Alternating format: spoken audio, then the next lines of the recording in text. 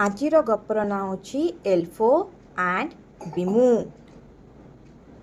गपर interesting होची ए गप easy to read, बहुत सहज पढ़ा कहीं ना ए गपर किछिटा जिनस इंग्लिश रे लिखा जाइछि आ किछिटा जिनस पिक्चर रे देइछि।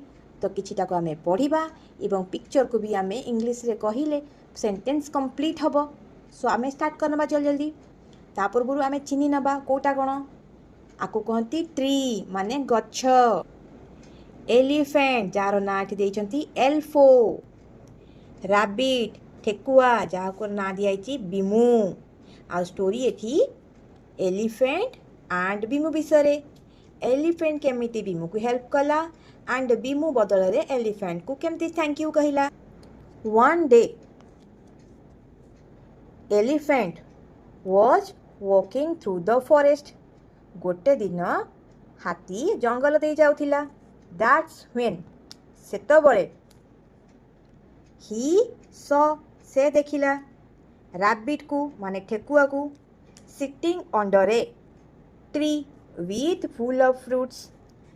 से देखिला गोटे रैबिट गोटे फल पूर्ण गच्छ तळे बसिछि।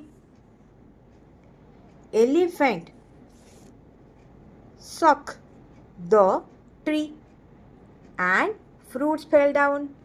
एलिफेंट गच्छ को दोहलेई दबारु फल तले पड़ीगला। Rabbit collected the fruits and thanked elephant। Rabbit फल सब उठेला एवं एलिफेंट को थैंक्स कहला। ताले गपुर हमको कौन शिक्षा को मिलला जेतेबेले जार आवश्यक पड़े साहाय्य दरकार हुए आमे ताकू साहाय्य करिबा।